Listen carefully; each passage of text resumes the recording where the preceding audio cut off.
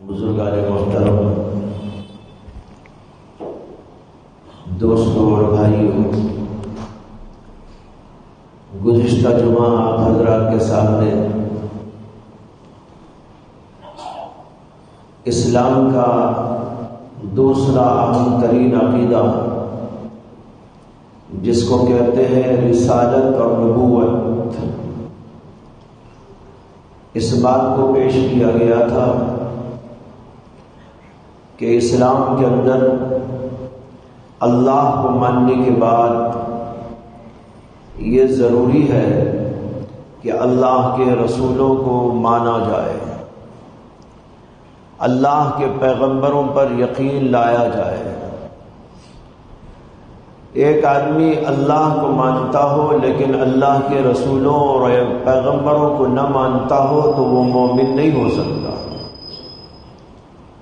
پھر دوسری بات میں نے یہ عرض کی تھی کہ نبی کو اللہ اپنی تربیت اور کفالت میں رکھتا ہے اور اسے علوم سے نوازتا ہے، خصوصیات سے آراستہ پیراستہ کرتا ہے، اس کے اندر بہترین اخلاق پیدا کر دیے جاتے ہیں، ایسا علم کہ اس کے مانند کسی کا علم نہیں ہوتا، ایسے اخلاق اور ایسا کردار کہ اس کے مطابق کسی کا کردار نہیں ہو سکتا، اور ایسی صلاحیتیں اور ایسی قابلیتیں اور ایسی عقل اور ایسی بصیرت کہ دنیا کا کوئی انسان اس کا مقابلہ نہیں کر سکتا۔ یہ وہ خصوصیات ہوتی ہیں جو اللہ کے پیغمبر کو عطا کی جاتی ہے۔ تیسری بات میں نے یہ عرض کی تھی کہ نبی کو پہچانا کیسا جاتا ہے۔ نبی نے دعویٰ کیا کہ میں اللہ کا پیغمبر ہوں، تو ہمارے پاس اس کو پہچاننے کا ذریعہ کیا ہے، پہچاننے کا طریقہ کیا ہے؟ میں نے اس کے بارے میں دو باتیں عرض کی تھی آپ کے سامنے۔ ایک بات تو میں نے یہ عرض کیا تھا کہ جو عقل مند لوگ ہوتے ہیں، ذی ہوش ہوتے ہیں، صاحب بصیرت ہوتے ہیں، صاحب علم ہوتے ہیں، ایسے لوگ اللہ کے نبی کو پہچانتے ہیں تو اس کے علم سے پہچانتے ہیں، اس کے اخلاق سے پہچانتے ہیں، اس کے کردار سے پہچانتے ہیں، اس کی قابلیتوں اور صلاحیتوں سے پہچانتے ہیں، اور اس کی عقلی اور جو ہے فکری بصیرتوں سے پہچانتے ہیں۔ ان کو دیکھ کر سمجھ میں آتا ہے کہ یہ تو اللہ کا پیغمبر ہے۔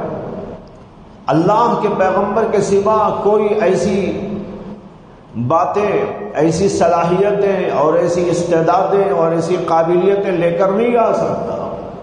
عام انسان کے پاس وہ چیز نہیں ہوتی جو ایک پیغمبر کے پاس میں ہوتی۔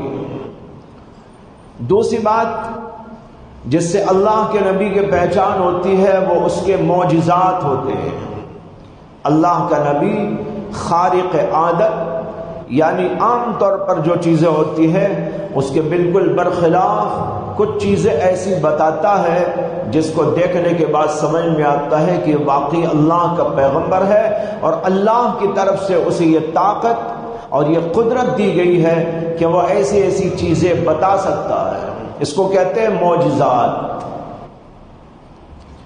یہ دو باتیں تھیں جو کل گزشتہ میں نے آپ کے سامنے عرض کی تھی۔ پہلی بات کی تفصیل میں کچھ باتیں میں نے عرض کی تھی اور یہ بتایا تھا کہ اس زمانے میں جو اہل علم تھے، خاص طور پر یہودی لوگ کتابیں پڑھتے تھے اور تورات پڑھتے تھے، اس کے علاوہ دیگر صحائف پڑھتے تھے، حضرت یسعیاہ کا صحیفہ، حضرت حزقیہ کا صحیفہ، حضرت سلیمان کے صحیفے، اور اسی طریقے پر اور بہت سارے پیغمبروں کے صحیفے، وہ ان کے پاس جس شکل میں بھی وہ ہو وہ پڑھتے تھے اور اس کا علم ان کو موجود تھا۔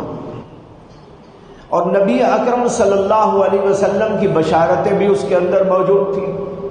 آپ کا اخلاق ایسا ہوگا، آپ کا کردار ایسا ہوگا، آپ کا علم ایسا ہوگا، آپ کی صلاحیت ایسی ہوگی، آپ کی عقلی بصیرت ایسی ہوگی، ایسا تفقع آپ لے کر آئیں گے۔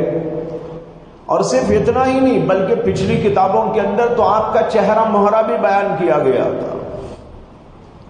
ہر چیز نبی اکرم صلی اللہ علیہ وسلم کی پچھلی کتابوں کے اندر بہت تفصیل کے ساتھ ایک ایک جز اور ایک ایک معمولی سے معمولی بات بھی اللہ کے نبی صلی اللہ علیہ وسلم کی بیان کر دی گئی۔ میرا ذہن منتقل ہوا ایک روایت کی طرف جس کو بہت سے محدثین نے ذکر کیا ہے، علامہ ابن کثیر نے، اس کے علاوہ علامہ ابن الجوزی نے۔ ابن الجوزی احادیث کے پرکھنے میں بہت سخت مزاج آدمی تھے، بلکہ بعض علماء تو کہتے ہیں کہ وہ بخاری سے بھی آگے تھے۔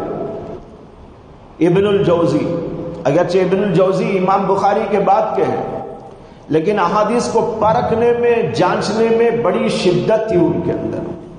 اتنی شدت تھی کہ اس کا اندازہ تو آپ اس سے کر سکتے ہیں کہ امام بخاری کی روایت کردہ ایک حدیث کو انہوں نے موضوع تک قرار دے دیا۔ یعنی اندازہ کیجئے کہ امام بخاری جو احادیث کو پرکھ کر اور بہت زیادہ اس کے بارے میں تحقیق کرنے کے بعد اپنی اس کتاب کے اندر اس کو درج کر رہے ہیں، جو کتاب کے اصح الکتب بعد کتاب اللہ کہلاتی ہے۔ اللہ کی کتاب کے بعد سب سے زیادہ صحیح ترین کوئی کتاب ہے تو وہ کتاب ہے جس کو امام بخاری نے مرتب کیا ہے۔ احادیث کی جانچ پڑتال میں ان کا بہت اونچا مقام۔ لیکن ابن الجوزی تو اتنے سخت تھے کہ بخاری کے ایک حدیث کو بھی انہوں نے موضوع قرار دے دیا۔ تو بتایا رہا ہوں کہ اتنا سخت مزاج تھا احادیث کے پرکھنے میں، اور یہ بزرگان اس لیے ایسا کرتے تھے تاکہ نبی اکرم صلی اللہ علیہ وسلم کی طرف کسی غلط بات کا انتساب نہ ہو جائے۔ اسے کہ احادیث کے اندر بڑی کثرت کے ساتھ یہ مضمون آیا ہے کہ نبی اکرم صلی اللہ علیہ وسلم نے فرمایا، من کذب علی متعمدا فلیتبوا مقعدہ من النار، جو آدمی میری طرف جان بوجھ کر کسی غلط بات کا انتساب کرتا ہے اس کو چاہیے کہ وہ اپنا ٹھکانہ جہنم میں بنائے۔ اسے محدثین بہت اس کے اندر سخت رویہ اختیار کرتے تھے کہ کوئی بات اللہ کے نبی کی طرف منسوب کی جائے، دلیل موجود ہو، سند موجود ہو، سند کا راوی ایسا ہو، اس کا حافظہ ایسا زبردست ہو، اور اس کی دیانت، امانت و صداقت ایک اعلیٰ معیار کی ہو، معمولی درجے کا آدمی نہ ہو۔ پرکھ کر، چھان پھٹک کرنے کے بعد احادیث کو جانچ کر لے کر وہ لکھتے تھے۔ یہ روایت جس کی طرف میں ابھی اشارہ کرنا چاہ رہا تھا آپ کو، علامہ ابن الجوزی نے اپنی کتاب سیرت العمرین کے اندر درج کیا ہے۔ عجیب روایت ہے۔ اس پر یہ بات یاد آئی کہ پچھلی کتابوں میں ہمارے نبی صلی اللہ علیہ وسلم کی ہر بات لکھ دی گئی تھی۔ آپ کا چہرہ کیسا، آپ کا اٹھنا بیٹھنا کیسا، آپ کا اخلاق کیسا، آپ کا کردار کیسا، آپ کے افعال کیسے، آپ کی معاشرت کیسی، ہر چیز موجود تھی۔ روایت میں آتا ہے کہ جب نبی اکرم صلی اللہ علیہ وسلم نے حضرت دحیہ کلبی رضی اللہ عنہ کو ایک خط دے کر روم کے بادشاہ ہرقل کے پاس بھیجا تھا۔ روم کا بادشاہ تھا، روم کے بادشاہ کو قیصر کہا جاتا تھا، ہرقل اس کا لقب تھا۔ تو ہرقل بادشاہ کے پاس نبی اکرم صلی اللہ علیہ وسلم نے اپنا ایک خط دے کر بھیجا۔ خط میں مضمون کیا تھا؟ دعوت اللہ۔ آپ نے لکھا تھا کہ یہ خط محمد بن عبداللہ رسول اللہ کی جانب سے ہے، اور بادشاہ روم قیصر کی طرف میں تمہیں دعوت دیتا ہوں اللہ کے دین کی طرف آنے کی، اس کو قبول کرو، سلامتی پاؤ گے، اسلم تسلم، اسلام لے آؤ سلامتی پاؤ گے۔ بہرحال ایک مضمون مختصر تھا، اللہ کے نبی علیہ الصلوۃ والسلام نے وہ لکھا۔ اس کے بعد حضرت دحیہ کلبی کو بلایا۔ دحیہ کلبی اللہ کے نبی کے قاصد کی حیثیت سے بادشاہ روم قیصر کے پاس میں پہنچتے ہیں اور وہ خط پیش کرتے ہیں۔ بادشاہ کے پاس پہنچنا ویسا ہی نہیں ہو سکتا تھا، اس لیے اللہ کے نبی صلی اللہ علیہ وسلم نے اپنی بصیرت سے اور سیاسی بصیرت سے یہ کیا کہ حضرت دحیہ کلبی کو بصرہ کے حاکم اور گورنر کے پاس میں بھیجا کہ پہلے تم جاؤ بصرہ کے گورنر کے پاس۔ بصرہ کا گورنر یعنی وہاں کا چیف منسٹر کہہ لیجیے آج کی زبان میں، کہ پہلے اس کے پاس میں جاؤ اور جا کر میرا یہ خط پیش کرو، اور ایک خط میں نے بصرہ کے نام لکھا ہے وہ بھی اس کو پیش کرو۔ اس خط میں یہ لکھا تھا کہ میں نے بادشاہ روم قیصر کی جانب ایک خط لکھا ہے، براہ کرم آپ اس خط کو اپنے توسط سے بادشاہ تک پہنچا دیں۔ چنانچہ حضرت دحیہ کلبی بصرہ کے پاس میں پہنچے، بصرہ کے گورنر کے پاس خط پیش کیا، اس نے اس کو قبول کیا۔ پھر اس کے بعد حضرت دحیہ کلبی کو ایک آدمی کے ساتھ بادشاہ روم کے پاس میں بھیج دیا۔ جب وہاں پر پہنچے، ملاقات ہوئی، خط پیش کیا، بادشاہ نے خط پڑھا۔ خط پڑھنے کے بعد محمد الرسول اللہ صلی اللہ علیہ وسلم کے حالات دریافت کرنے لگا کہ آپ کیسے ہیں، کیا ہیں، اخلاق کیا ہے، انداز کیا ہے، آپ نے پیش کیا ہے، کیا کیا ہے، آپ کی تعلیمات کیا ہے، آپ نے کیا کوئی اللہ کا کلام پیش کیا ہے؟ جی اللہ کا کلام پیش کیا ہے۔ ساری باتیں جو اس کو اس وقت پوچھنی تھی وہ اس نے پوچھ لی۔ پوچھنے کے بعد خط کو اٹھا کر ایک طرف رکھا ادب کے ساتھ، اور پھر اس کے بعد اس نے کہا کہ میرے ساتھ آؤ۔ دحیہ کلبی کو اپنے ساتھ میں لے کر گیا۔ محل تو بہت بڑا ہوگا اس کا، ظاہر ہے۔ محل کے ایک کنارے پر ایک عمارت تھی، وہ گویا کہ ان لوگوں کا میوزیم تھا جہاں پر دنیا بھر کی عجیب و غریب قسم کی چیزیں جمع کر کے رکھی گئی تھی۔ حضرت دحیہ کلبی کو لے کر بادشاہ بنفس نفیس بلا کسی توسط کے اس جگہ پر پہنچا اور اس کو کھلوایا، پھر ان کو اندر لے کر گیا۔ انہوں نے دیکھا کہ بہت سی عجیب چیزیں رکھی ہوئی ہیں، وہ دیکھتے رہے۔ بادشاہ اندر جانے کے بعد ایک جگہ پر کچھ چیزیں تھیں اور ان کے اوپر پردہ ڈالا ہوا تھا۔ بادشاہ نے ایک جگہ سے پردہ ہٹایا اور دحیہ کلبی سے کہا ان کو تم جانتے ہو؟ وہ ایک تصویر تھی، ایک بت بنا ہوا تھا۔ دحیہ کلبی نے دیکھا تو وہ جناب محمد الرسول اللہ صلی اللہ علیہ وسلم کی تصویر ہے، بالکل ہو بہو بعینی، ایسا گویا کہ ابھی آپ کو دیکھ کر کسی نے بنا دیا۔ دیکھا تو حضور اقدس صلی اللہ علیہ وسلم کی تصویر ہے۔ کہا کہ یہ تو ہمارے نبی محمد صلی اللہ علیہ وسلم کی تصویر ہے جن کے پاس سے میں آیا ہوں آپ کے پاس۔ کہا کہ اچھا ٹھیک ہے۔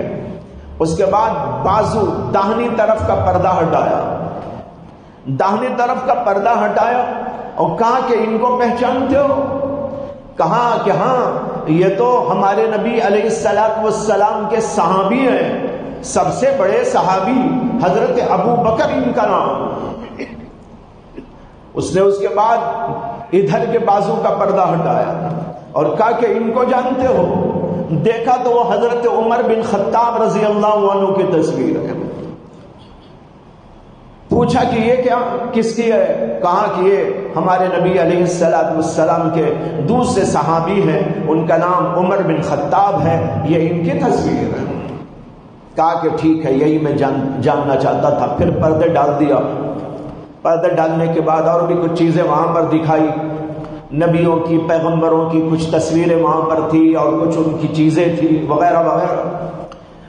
اس کے بعد پھر ان کو لے کر آیا اور اپنی جگہ پر ان کو لے کر آ کر بٹھایا، خود اپنی جگہ پر اپنی مسند پر جا کر بیٹھ گیا اور پھر کچھ باتیں دریافت کرنے لگا۔ اسی درمیان میں حضرت دحیہ کلبی رضی اللہ عنہ نے بادشاہ سے پوچھ لیا کہ یہ جو آپ نے مجھے تصویریں دکھائی، یہ ہمارے نبی کی تصویر، ایک ابو بکر صدیق ان کے صحابی کی تصویر، اور دوسری وہ عمر بن خطاب دوسرے صحابی کی تصویر، میں جاننا چاہتا ہوں یہ تصویریں کس نے بنائی ہیں اور کب بنا دی ہیں، جبکہ آپ لوگوں نے تو ان کو اب تک دیکھا بھی نہیں۔ تو بادشاہ نے اس کا جو جواب دیا وہی جواب آپ کو سنانا منظور ہے۔ بادشاہ نے اس کے جواب کے اندر کہا کہ یہ تصویریں آج کی بنی ہوئی نہیں ہیں، یہ 100 سال پہلے بنی ہوئی ہے، صدیوں پرانی تصویریں ہیں، لیکن بنانے والوں نے ان کو جو بنایا وہ دراصل ہماری پچھلی کتابوں میں آخری زمانے میں آنے والے پیغمبر کا تذکرہ موجود تھا، اس تذکرے کے اندر ان کا حلیہ، ان کا چہرہ مہرہ سب کچھ بیان کیا گیا تھا، اس کو دیکھ کر بنانے والوں نے یہ تصویریں بنائی۔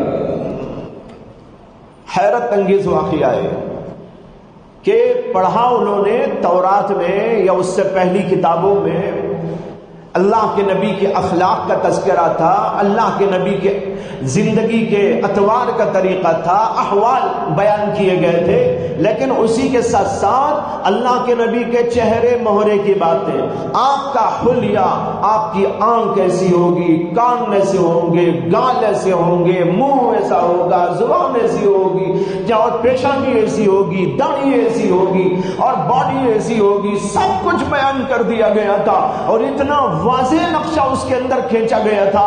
آپ اندازہ کر لیجئے اسی واقعے سے کہ کس قدر تفصیل کے ساتھ بیان کیا گیا ہوگا اور کس قدر باریکیوں اور نزاکتوں کے ساتھ میں بیان کیا گیا ہوگا کہ دیکھنے والوں نے اس کو پڑھا تو جو اس زمانے کے مصورین تھے، یعنی جو فن صورت گری کے ماہرین تھے، ان حضرات نے اس کو پڑھا تو پڑھ کر اس کی بنیاد پر تصویریں بنا دی۔ یہ تو آپ جانتے ہیں کہ دیکھنے کے بعد نقشہ کھینچنے والے تو اب بھی ہیں۔ اس سے پہلے جب کیمرہ نہیں آیا تھا، کیمرہ تو اب قریب میں آیا ہے، وہ آپ کی ہماری تصویریں اتار لیتا ہے، لیکن جب تک ایک کیمرہ نہیں تھا اس زمانے میں بھی تصویریں بنتی تھی۔ تصویریں بنانے والے ایک آدمی کو دیکھتے تھے اور بالکل وہ بہو اسی طرح اتار دیتے تھے تصویر اس کی، دیکھنے والا دیکھ کر یہی کہتا تھا یہ فلاں کی تصویر ہے۔ ایک طویل زمانے تک یہ سلسلہ چلا، مصورین موجود تھے، اور جس زمانے میں محمد الرسول اللہ صلی اللہ علیہ وسلم نے حدیث پاک بیان کی تھی، لعن اللہ المصورین، اللہ تعالیٰ تصویر بنانے والوں پر لعنت کرتا ہے، اور یہ فرمایا تھا کہ اس گھر کے اندر اللہ کے فرشتے نہیں داخل ہوتے جہاں تصویر بنائی جاتی ہے، تصویر بنا کر رکھی جاتی ہے۔ جس زمانے میں اللہ کے نبی نے بنایا تھا، کیمرہ کہاں تھا؟ کیمرے کا کوئی وجود نہیں تھا، کیمرہ تو اب آیا ہے، لیکن اس زمانے میں جو تصویریں بنانے والے بناتے تھے کیسا بناتے تھے؟ دیکھ دیکھ کر بنا دیتے تھے، انسان کو دیکھتے اسی طرح کی چیز بنا دیتے، کسی اور چیز کو دیکھتے اسی طرح کی چیز بنا دیتے، اور تصویریں بنا بنا کے کھڑا کر دیتے۔ اور اس زمانے میں تصویریں دو قسم کی بنائی جاتی تھی، علماء اس کو کہتے ہیں ما لہ ظل وما لیس لہ ظل۔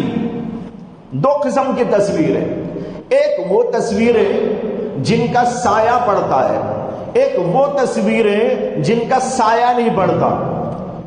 سایہ کن کا پڑتا ہے؟ جس کو آپ کہتے ہیں اسٹیچو، بت بنا کے کھڑا دیا، جیسے انسان کھڑا ہوتا ہے تو اس کا سایہ پڑتا ہے کہ نہیں پڑتا؟ سایہ پڑتا ہے۔ اسی طریقے پر اسٹیچو بنا کے کھڑا کر دو تو اس کا سایہ پڑتا ہے کہ نہیں پڑتا؟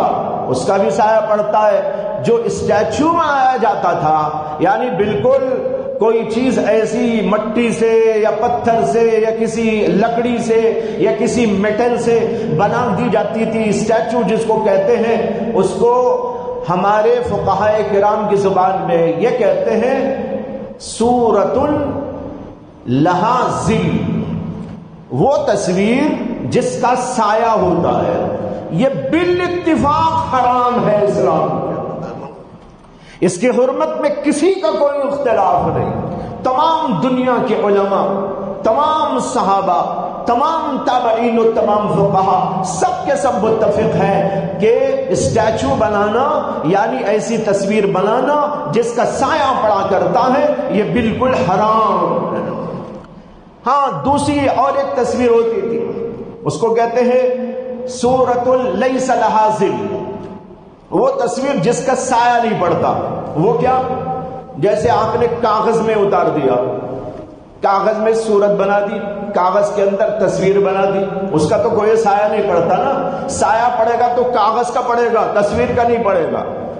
اگر آپ نے ایک جو ہے کاپی کے اوپر، کسی کپڑے کے اوپر یا اور کسی ایسی چیز کے اوپر یا دیوار کے اوپر آپ نے تصویر بنا دی، وہ تصویر تو آئے لیکن ایسی تصویر ہے لیس لہا ظل، جس کا کوئی سایہ نہیں ہوتا۔ سایہ جس کا نہیں ہوتا، ایسی تصویریں پرانے زمانے میں بنائی جاتی تھی اور کپڑے پر اتار دی جاتی تھی، کاغذ پر اتار دی جاتی تھی، دیواروں پہ بنا دی جاتی تھی۔ مصورین ہوا کرتے تھے، بس انہوں نے کسی چیز کو دیکھا اور اپنا قلم ہاتھ میں سنبھالا اور بالکل بعین ہی اسی طرح کی تصویر بنا دی جیسے کہ کوئی انسان ہے۔ زید کی بنا دو، عمر کی بنا دو، فلاں کی بنا دو، فلاں کی بنا دو، یہ ہوتا تھا۔ تو بہرحال یہ دونوں طرح اللہ کے نبی صلی اللہ علیہ وسلم نے جس وقت میں تصویر کی حرمت کا مسئلہ بیان کیا تھا، اس زمانے میں یہی دو قسم کی تصویریں چلا کرتی تھی، ایک اسٹیچو والی تصویر، ایک ہاتھ سے بنائی جانے والی تصویر۔ اللہ کے نبی صلی اللہ علیہ وسلم نے اس کو منع کیا اور حرام قرار دیا۔ اسی لیے بعد میں آنے والے فقہاء کے درمیان دوسری تصویروں کے سلسلے میں کچھ اختلافات پیدا ہو گئے۔ کیمرے سے لی جانے والی تصویر جائز ہے کہ نہیں ہے، ویڈیو جو لی جاتی ہے جائز ہے کہ نہیں ہے، اور یہ جو اختلاف پیدا ہوا وہ اسی لیے پیدا ہوا کہ اللہ کے نبی کے زمانے میں یہ چیزیں موجود نہیں تھی، یہ تو ابھی قریب زمانے میں آئی۔ لیکن یہ جو دو قسم کی چیزیں میں نے بیان کی ہے وہ اللہ کے نبی کے دور میں مصورین موجود تھے، اسٹیچو بنانے والے بھی تھے، اور اسی طریقے پر کپڑے پر، کاغذ پر یا کسی اور چیز کے اوپر ہاتھ سے تصویر چھڑا دینا جس کو کہتے ہیں، وہ سلسلہ بھی جاری تھا۔ یہ عرض کرنے جا رہا تھا کہ وہاں پر تصویریں بنانے والے موجود تھے، انہوں نے حلیہ دیکھا اللہ کے نبی کا، اور یہ بھی معلوم ہوتا ہے کہ پچھلی کتابوں میں جہاں ذکر تھا جناب محمد الرسول اللہ صلی اللہ علیہ وسلم کا، وہیں پر تذکرہ ابو بکر صدیق کا بھی موجود تھا، وہیں پر تذکرہ حضرت عمر بن خطاب کا بھی موجود تھا۔ صحابہ کی حیثیت سے، آپ کے حواریین کی حیثیت سے ان کا تذکرہ وہاں موجود تھا، اور ان کا بھی حلیہ اور ان کا بھی چہرہ مہرہ تفصیل کے ساتھ بیان کیا گیا تھا۔ تو اس زمانے میں مصورین جو موجود تھے انہوں نے اس کو پڑھا، پڑھنے کے بعد تصویریں بنا کے رکھ دی۔ بادشاہ نے کہا یہ آج کی بنائی ہوئی تصویریں نہیں، یہ صدیوں پرانی تصویریں ہیں جو ہماری پچھلی کتابوں میں آخری پیغمبر کا تذکرہ، آخری پیغمبر کا حلیہ اور ان کے ساتھیوں کا حلیہ بیان کیا گیا تھا، اس کو دیکھ کر بنانے والوں نے اس کو بنا دیا ہے۔ واقعی حیرت انگیز بات ہے، لیکن اس زمانے میں ایسا ہوا کرتا تھا۔ میں یہ عرض کرنے جا رہا تھا اللہ کے نبی کا تذکرہ پچھلی کتابوں میں ہر اعتبار سے موجود تھا۔ جو اصل موضوع ہے اس کی طرف آتا ہوں۔ میں یہ عرض کرنے جا رہا تھا کہ نبی کی پہچان کا جو اہل علم کے نزدیک طریقہ تھا، جیسے کہ یہودیوں کے علماء یا عیسائیوں کے علماء یا اور اہل دانش، ایسے بڑے بڑے لوگ جو شمار کیا جاتے تھے، وہ نبی کی پہچان کے لیے جو چیزیں اپنے سامنے لانے کی کوشش کرتے تھے اور پرکھتے تھے، وہ جانچتے تھے، وہ اللہ کے نبی کا اخلاق ہوتا تھا، آپ کا علم ہوتا تھا، آپ کی عقل و بصیرت ہوتی تھی، پرانی کتابوں میں لکھے ہوئے علوم اور اللہ کی طرف سے نازل کردہ علوم، ان علوم کے بارے میں جانکاری لیتے تھے کہ پیغمبر ان کو جانتا ہے کہ نہیں جانتا، پیغمبر کے اخلاق ایسے ہیں کہ نہیں ہے، پیغمبر کے اندر یہ خصوصیات و صفات ہیں کہ نہیں ہے۔ یہ اگر ہوتی تھی تو وہ سمجھتے تھے کہ اللہ کا پیغمبر ہے۔ ایک دو مثالیں عرض کرتا ہوں۔ احادیث کے اندر آتا ہے کہ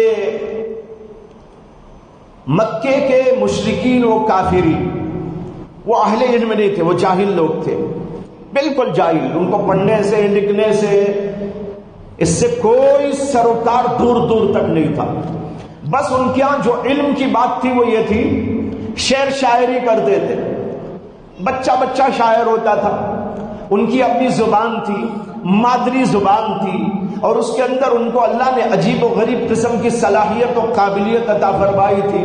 بچہ بڑا ہونے کے بعد جیسے ہمارے ہاں کچھ باتیں کرتا ہے، ابا امی اور یہ اور وہ، دو چار باتیں سیکھ لیتا ہے، اور کچھ آگے بات کرتا ہے تو دو چار جملے استعمال کر لیتا ہے اور تتلاتی ہوئی زبان کے اندر بولنے لگتا ہے۔ لیکن عربوں کی عجیب و غریب خصوصیت یہ تھی کہ جب وہ بچے ذرا بات کرنے کے قابل ہوتے تھے تو بات چیت ہی ان کی شعر و شاعری میں ہوتی، شاعر، فطری شاعری، یہ وہ بناوٹی شاعری نہیں تھی۔ میں بھی شاعر ہوں لیکن میں بناوٹی شاعر ہوں، یعنی بنا ہے شاعر، جان بوجھ کر بنا ہے، سوچ سمجھ کے بنا ہے، پڑھ پڑھ کے بنا ہے، بن کے بنا ہے۔ لیکن ان کی شاعری ایسی نہیں تھی، بچہ پیدا ہو کر بات چیت کرتا فطرتاً شعر شاعری اس کی زبان پہ آتی تھی۔ بس ان کے پاس اسی ایک چیز کا علم تھا، زبان دانی، اس کی نزاکتیں، اس کو استعمال کرنے کا طریقہ اور عجیب و غریب سلیقہ۔ اور زبان چونکہ عربی بہت وسیع زبان ہے اور بڑے الفاظ اس کے اندر ہیں اور تعبیرات عجیب و غریب قسم کی ہیں، اور ہر موقع کی تعبیر الگ الگ انداز کی ہوتی ہے۔ آپ کو سن کر حیرت ہوگی کہ ہماری جو انگلیاں ہیں نا، ان انگلیوں کو ہم کہتے ہیں انگلی، زیادہ ان میں سے دو چین کا الگ الگ نام ہوتا ہے، پوربا اسے بول دیتے ہیں انگلی، لیکن عربی زبان میں ایک انگلی یہاں سے شروع ہو کر یہاں ختم ہوتی ہے، تو ان میں سے ہر جز کا الگ الگ نام ہے، ہر جز کا الگ الگ نام، یہاں کا نام الگ، یہاں کا نام الگ، یہاں کا نام الگ، یہاں کا نام الگ، یہاں کا نام الگ، یعنی ایک انگلی کے اندر کے 10 اجزاء ہیں تو 10 جزوں کے 10 نام ہیں ان کے پاس۔ اچھا، ہمارے ہاں بارش کتنے نام ہیں اردو زبان میں؟ برسات، بارش، ہو سکتا ہے دو کچھ اور ہو، مجھے تو ذہن میں نہیں آ رہا، اس لیے کہ میں اردو کا بھی ماہر نہیں ہوں۔ کوئی ادیب فاضل ہو تو بتائیں گے کہ عربی اردو زبان کے اندر بارش کو اور کیا کیا بولتے ہیں۔ لیکن عربی زبان کے اندر بارش کے واسطے 50 الفاظ ہیں، اور یہ 50 الفاظ ہر جگہ نہیں استعمال ہوتے، اس کے موقع الگ الگ ہیں۔ بارش شروع ہو، ٹپکنے لگے، الگ لفظ، ذرا بڑھ جائے پھر دوسرا لفظ، اور ذرا بڑھ جائے اور اس کے لیے دوسرا لفظ، اور بہت شدت کے ساتھ ہونے لگے اس کے لیے الگ لفظ، اور کچھ جو ہے آتے جاتے رہے، کچھ بند ہوتے پھر آتے رہے اس کے لیے الگ لفظ۔ اس طرح عربی زبان کے اندر صرف بارش کی کیفیات کے واسطے 50 الفاظ موجود ہیں۔ اس پر کتابیں موجود ہیں، میں یوں ہی نہیں بول رہا ہوں، مستقل کتابیں موجود ہیں، علماء نے ان سب چیزوں پر تحقیقات لکھی ہیں۔ عربی زبان یہ وہ نزاکتیں تھیں جو عرب کے لوگ جانتے تھے، اور جب بولتے تھے تو ان سب چیزوں کی رعایت کے ساتھ میں بولتے تھے، کہاں کون سا لفظ کب استعمال کرنا ہے اور اس کو استعمال کرنے کے طریقے، اس کی تعبیرات کیا ہیں۔ اللہ نے بس ان کو ایک فن یہ دے دیا تھا، عربی زبان کی مہارت، اور اسی لیے عرب کے جو لوگ تھے وہ اپنے آپ کو کہتے تھے نحن عرب، نحن العرب، اور باقی جتنے بھی دنیا کے حصے ہیں ان کو سب کہتے تھے ہؤلاء العجم، عجمیون، یہ سب کے سب اجمی ہیں۔ اجمی کے معنی آپ کو معلوم؟ اجمی کے معنی گونگا۔ اجمی کے معنی کیا؟ گونگا، جسے بولنا نہیں آتا۔ ساری دنیا کو عرب کے لوگ کہتے ہیں یہ سب گونگے ہیں، اگر دنیا میں کوئی بولنے والا ہے تو ہم بولنے والے ہیں۔ اللہ نے ان کو بولنے کی صلاحیت دے دی تھی، اور اللہ نے اسی لیے عربوں کو جو چیلنج دیا وہ عربی زبان سے چیلنج دیا، قرآن کریم کے ذریعے چیلنج دیا۔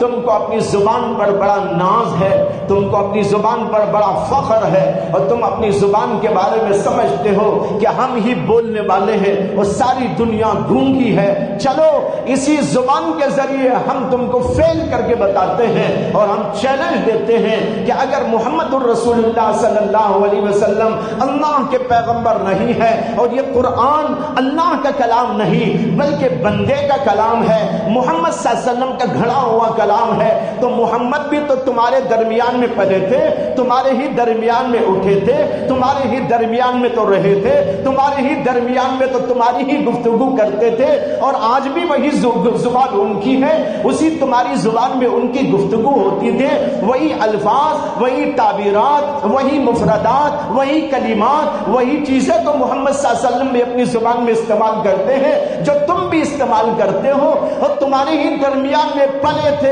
بڑے تھے، اور جو ہے یہاں پر رہتے ہوئے تمہارے ماحول کے اندر تمہارے ماحول کو دیکھا ہوا تھا۔ انہی محمد الرسول اللہ کی زبان پر ایک کلام آج پیش کیا جا رہا ہے، وہ کلام ایسا کلام ہے کہ ہم چیلنج کرتے ہیں کہ تم اتنے بڑے بولنے والے ہونے کے باوجود، فصحا ہونے کے باوجود، بلغا ہونے کے باوجود، ادبا ہونے کے باوجود، خطبہ ہونے کے باوجود، بچہ شاعر ہونے کے باوجود، عورتوں کے شاعر ہونے کے باوجود، اتنا سب کچھ ہونے کے باوجود ہم تم کو چیلنج دیتے ہیں کہ ہمارے کلام کا مقابلہ تم کر نہیں سکتے، اگر تم کر کے دکھا دو ہم مان لیتے ہیں کہ یہ قرآن اللہ کا نہیں ہے۔ ساری دنیا عاجز آ گئی۔ یہ ٹاپک تو میں انشاءاللہ پھر عرض کروں گا، یہ ایک بہت بڑا عنوان ہے۔ اللہ نے محمد صلی اللہ علیہ وسلم کی نبوت اور رسالت کو ثابت کرنے قرآن کریم کو پیش کیا، کہا آپ اللہ کے پیغمبر ہیں، زبان عربی میں نازل کردہ ایک کلام ہے، تم بھی عربی زبان بولتے ہو، اسی لیے جو قرآن میں آیا نا الف لام میم، الف لام میم صاد کاف ہا یا عین صاد حامیم، الف لام را حامیم عین سین قاف، کئی جگہ موجود ہے، اس کا معنی تو معلوم نہیں۔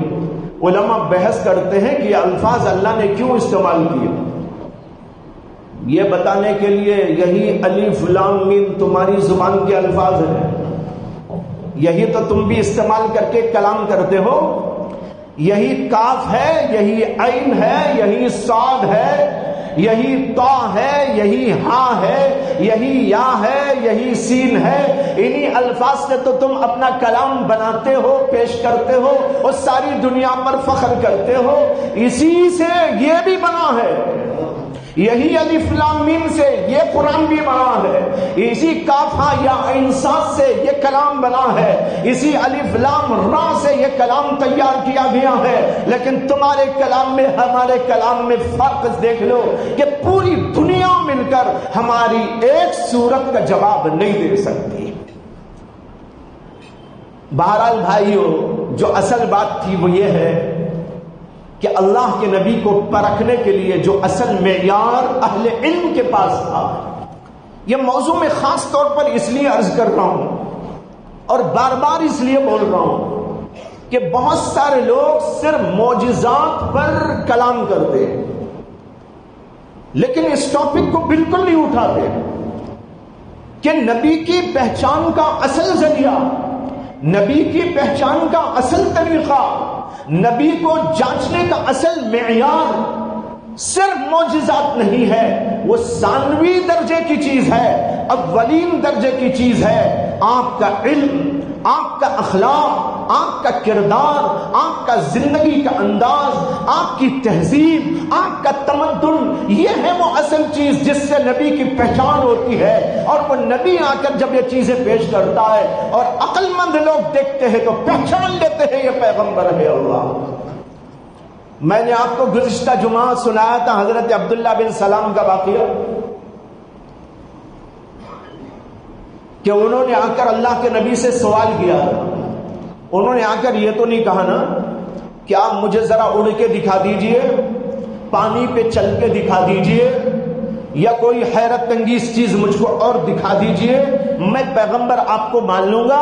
ہاں، عوام یہ کہتے تھے، عوام الناس، مشرکین مکہ اور اس قسم کے لوگ جو ان پڑھ قسم کے تھے، لیکن جو پڑھے لکھے لوگ تھے، جانکار لوگ تھے، وہ نبی کو پہچاننے کے لیے کیا کرتے تھے؟ اس کے علم کو جانچتے تھے۔ حضرت عبداللہ بن سلام نے کہا میں آپ سے سوال کرنا چاہتا ہوں، اگر آپ اس کا جواب دیں تو میں مان لوں گا کہ آپ اللہ کے نبی ہیں۔ انہوں نے کہا ایک سوال میرا یہ ہے کہ لڑکا اور لڑکی جب ماں باپ کو پیدا ہوتے ہیں تو کبھی لڑکی پر لڑکے پر ماں کی مشابہت غالب ہوتی ہے اور کبھی باپ کی مشابہت غالب ہوتی ہے۔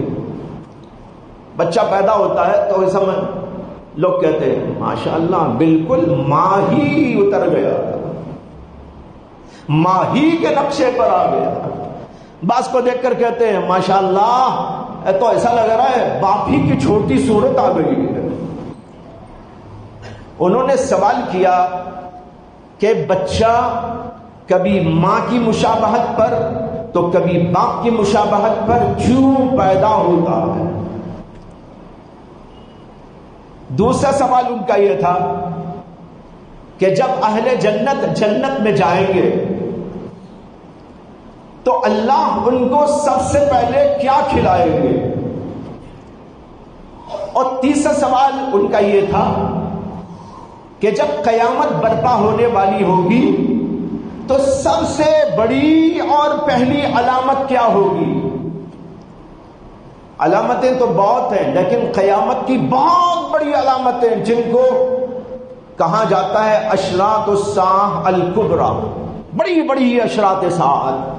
انہوں نے سوال کیا کہ بڑی نشانی سب سے پہلے آئے گی تو کیا آئے گی؟ اب ظاہر بات ہے یہ سوال کا جواب نبی کے سوا کون دے سکے گا؟